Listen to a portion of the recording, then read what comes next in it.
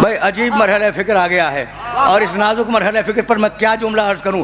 تم تو اس کے اسلام پہ بھی ابھی شک کر رہے ہو جو خدا کا محبوب ہے، جو خدا کا محبوب ہے۔ ابھی ڈسکشن ہو رہا ہے اس کے اسلام پر، تو بات نہیں کروں گا، لیکن جب بات آ گئی تو جملہ سنتے جاؤ، پھر واپس جاؤں گا، میں پھر واپس جاؤں گا۔ ایک دن محمد گم ہوئے، بھائی سننا خدا کی قسم، اور یہ چھوٹا تھا واقعہ، میں واقعات بیان کرنے کا عادی نہیں ہوں، لیکن جب واقعہ آ گیا ہے نا تو سنتے جاؤ، اور یہ واقعہ تمہیں بہت کام دے گا۔ ایک دن ایسا ہوا مکے میں کہ نبی گم ہو گئے۔ اچھا بھائی سنو گے؟ دیکھو اس زمانے میں جب رسول گم ہوئے تھے تو مشرکوں نے سازش کی تھی کہ اگر محمد اکیلے مل جائیں انہیں قتل کر دو، ٹھیک؟ ابو طالب نے رسول کے ساتھ رہنا شروع کیا 24 گھنٹے۔ ایک دن ایسا ہوا کہ ابو طالب گھر میں رہ گئے، رسول باہر چلے گئے اور رسول گم ہو گئے۔ دوڑے ہوئے لوگ آئے اور کہا ابو طالب تمہارا بھتیجا گم ہو گیا ہے۔ بس یہ سننا تھا، بھائی سننا، یہ واقعہ تمہیں ہدیہ کر رہا ہوں اور کہیں لے جاؤں گا، آرام سے اس واقعے کو سن لینا۔ ابو طالب تمہارا بھتیجا گم ہو گیا، بس یہ سننا تھا کہ سارے بنی ہاشم کے جوانوں کو بلایا، اور بلانے کے بعد کہا اپنی تلواریں لاؤ۔ بنی ہاشم کے جوان تلواریں لائے، کہا دیکھو اپنی آستینوں میں چھپا لو ان تلواروں کو، اور یہ جو مکے کے چہار دیواری میں بڑے بڑے مشرک سردار بیٹھے ہیں نا، ان کے پہلو میں جا کے بیٹھ جاؤ۔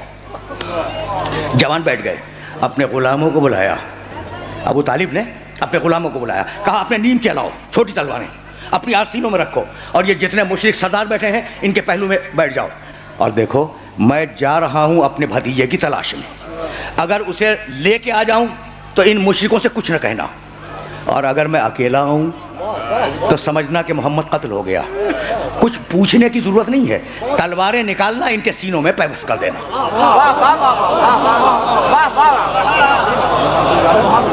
کن کے سینوں میں؟ مشرکوں کے۔ کہا کس نے؟ ابو طالب نے۔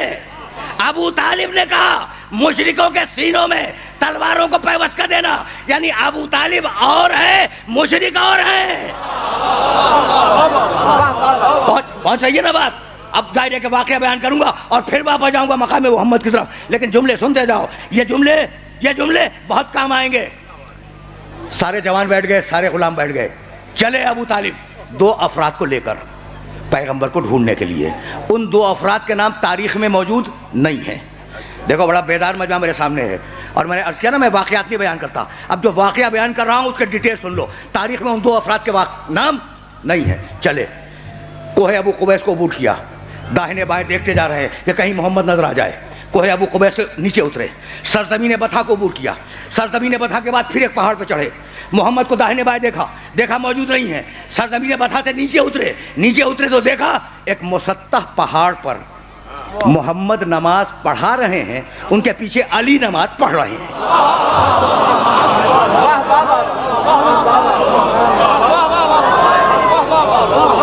سنتے جاؤ، اس لیے کہ نتیجہ نکالوں گا میں، اس واقعے سے نتیجہ نکالوں گا۔ محمد نماز پڑھا رہے ہیں، علی پیچھے کھڑے ہوئے نماز پڑھ رہے ہیں۔ اب میں پوچھوں اپنے سارے سننے والوں سے کہ گم تو دونوں ہوئے تھے، محمد بھی گم ہوئے، علی بھی گم ہوئے، لیکن ابو طالب علی کی تلاش میں نہیں گئے۔ یہ ہے حفاظت رسالت، سمجھ رہے ہو بات کو؟ علی کی تلاش میں نہیں گئے تھے، تلاش میں گئے تھے محمد کی۔ کھڑے رہے جب تک رسول نماز پڑھتے رہے، ابو طالب کھڑے رہے اپنے 2 ساتھیوں کے ساتھ۔ ادھر رسول کی نماز تمام ہوئی اور ادھر ابو طالب دوڑتے ہوئے محمد کے پاس گئے اور ہاتھ تھاما، اور ہاتھ تھامنے کے بعد کہا بھتیجے تو جانتا ہے کہ اگر آج تو نہ ملتا تو میں مشرکوں کا حشر کیا کرتا؟ کہا چچا نہیں معلوم۔ کہا روئے زمین کے ایک مشرک کو چن کر ہلاک کر دیتا۔ سنے جاؤ، اس لیے کہ یہ واقعہ تمہیں نتیجہ دے گا۔ روئے زمین کے، مکے کے نہیں، روئے زمین کے ایک مشرک کو چن کر میں ہلاک کر دیتا۔ ابھی ابو طالب اور رسول کی باتیں ہو رہی ہیں۔ اچھا چھوٹا بچہ بھی تو ساتھ ہے نا علی؟ وہ جو 2 افراد گئے تھے انہوں نے علی کو اپنے قریب بلا لیا۔ دیکھو تم اپنے شہر میں بھی جب کسی چھوٹے بچے سے بات کرتے ہو تو اس کے لیول پہ اتر کے بات کرتے ہو، ہے نا؟ بچوں سے بچوں جیسی بات ہے۔ اب انہوں نے علی کو بچہ سمجھا، کہا میاں ذرا قریب آنا، علی قریب آ گئے، کہا یہ تم کیا کر رہے تھے؟ رسول کے پیچھے نماز پڑھ رہے تھے نا، کہا علی یہ تم کیا کر رہے تھے؟ جانتے ہو بچے نے جواب کیا دیا؟ کہنے لگا، بچہ کہنے لگا میں وہ کر رہا تھا جو میرا رسول کر رہا تھا،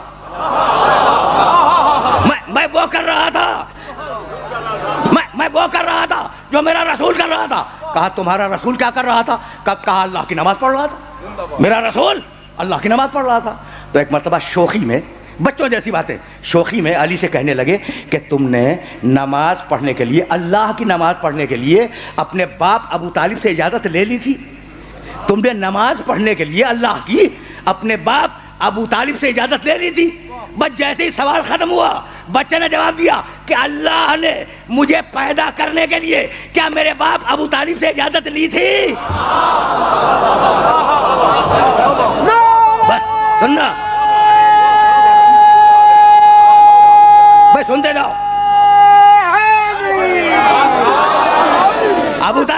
ابو طالب یہ جواب سن کر مسکرائے اور مسکرا کے کہنے لگے ابو طالب کا بیٹا ہے، ابو طالب کا بیٹا ہے۔ یہ کہہ کر محمد کا ہاتھ تھاما، ساتھ چلے، سرزمین بطحا کو عبور کیا، کوہ ابو قبیس کو عبور کیا، مکے کی چہار دیواری میں آئے۔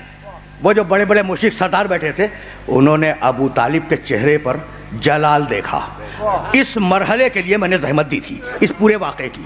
ابو طالب کے چہرے پر جلال دیکھا۔ وہ بڑے بڑے سردار، مشرکوں کے سردار کہنے لگے کہ اے سردار بنی ہاشم، یہ تمہارے چہرے پر جلال کیسا؟ یہ جلال کیوں ہے؟ ابو طالب نے کہا بتاؤں کہ میرے چہرے پر جلال کیوں ہے؟ یہ کہہ کر بنی ہاشم کے جوانوں کو اشارہ کیا، تلواریں نکالو۔ بنی ہاشم کے جوانوں نے تلواریں نکالی، اپنے غلاموں کو اشارہ کیا، نیمچے نکالو۔